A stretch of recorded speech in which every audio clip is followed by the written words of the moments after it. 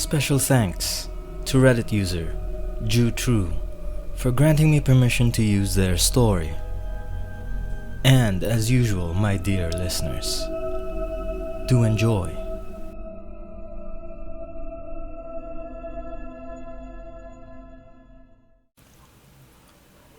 When I was a child, me and my brother Jason would stay at my grandparents' house out in the country. It was a one-story farmhouse in the middle of nowhere, surrounded by hundreds of acres of farmland in every direction, as well as a big yard for us to play in. In front of the yard was the only stretch of road around for miles. The house became like a second home to us, with us even having our own room with a GameCube in it. We were our grandparents' only grandchildren, and because of that, they most definitely spoiled us. That old farmhouse became a sanctuary to me during elementary school, and even through middle school. It was a retreat away from all the stresses in the world, and we would just run around and play. As we got older, we went less and less. The drive got to be a bit much on my parents, and life seemingly had other plans. College came swiftly, and within the first year, me and my friend Tyler decided to get our own place together in an old shitty apartment building right off the campus of our university. It was without a question a shithole, but for the price we didn't mind. One night, I picked up my friend Josh and brought him over to work on assignments and watch old shitty movies. After checking the time and seeing that it was around 2:30 a.m., we decided that it would be best if he just stayed at my place for the night. Besides, we had been drinking anyway, and I didn't want him walking home even if only a little intoxicated. My roommate was out of town and he could sleep on the couch in front of the room where we had been watching movies. I grabbed him some pillows and blankets and tossed them to him, and I sat in the recliner next to him. We began talking about horror movies, and that led us to telling the other about scary experiences we had throughout our lifetimes. While talking of things that go bump in the night, I had a memory surface that I had not remembered until just then. Did I ever take you to my grandparents' farmhouse for any reason? No, Josh said. I only met your grandparents at your graduation party. Well, when I was young, me and my brother stayed with our grandparents often, thanks to our parents' work schedule. When we were toddlers, we had our cribs set up in the dining room, and they faced the door to the patio in front of the house. In front of the patio was the yard and then the road the house sat on. I remember one night I saw a shadow on the other side of the door's window. Cars driving by would illuminate it, and it was an old raggedy woman in what I guess was a nightgown just staring at us. After telling him this, he said that it was creepy and was probably just a bad dream. We moved on without a second thought and talked for a while longer before calling it a night. The following day, I went home to have dinner with my family. When I got there, only my mom was home, as Dad was at work and Jason simply hadn't arrived yet. "What have you been up to?" she asked. "Work and school is pretty much it. Josh stayed over last night and we talked about horror stories for a while." "Oh? What kind of stories?" I told her about the story with the woman and how it was just a bad dream. While I was telling her this, her expression went from pleasant to serious. Once I finished, she asked what the woman looked like. The closest I can describe her is the person on the cover of the first Iron Maiden album, however more feminine and not decaying.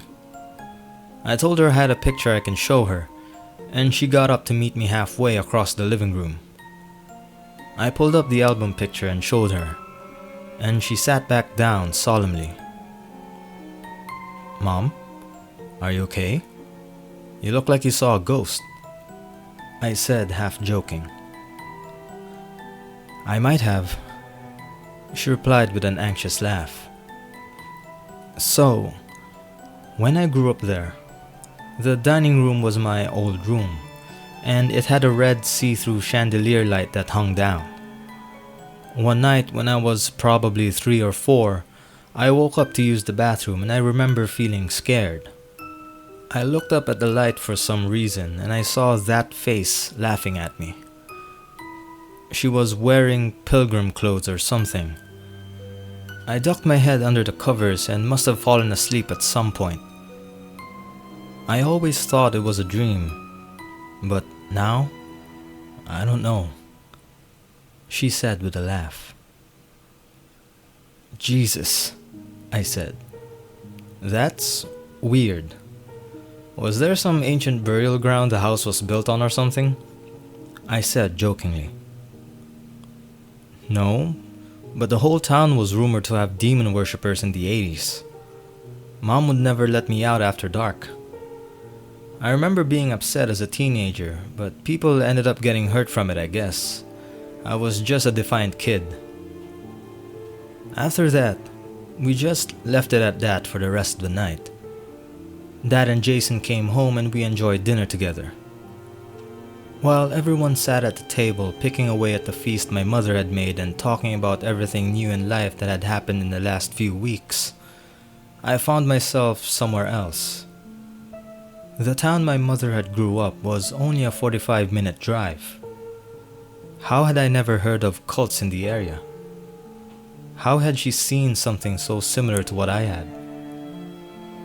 When I returned home that night to the dank apartment me and Tyler, my roommate, had called home for the last couple years, my mind was still fixated on a patio door miles away from me.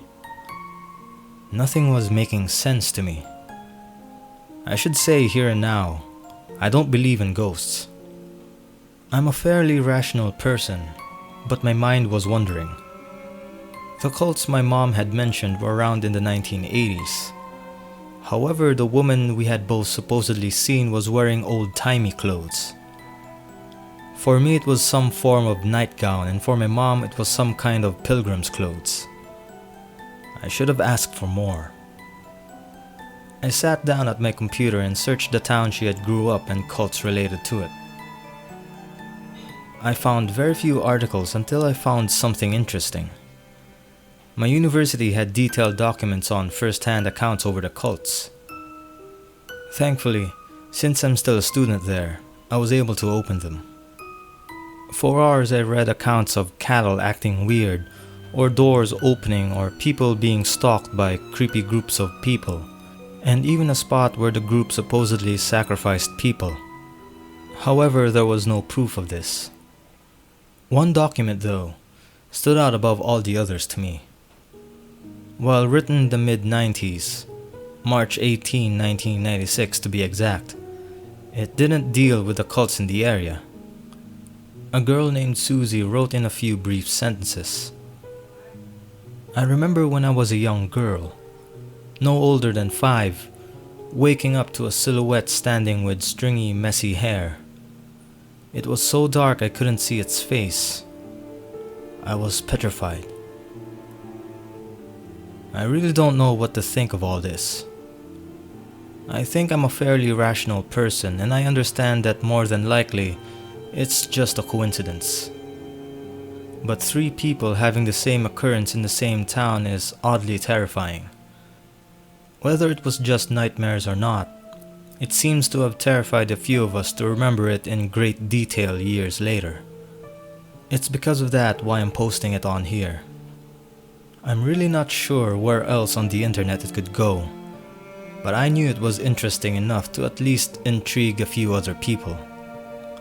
I figured that this page would be better than anywhere else, and that you all can make your assumptions.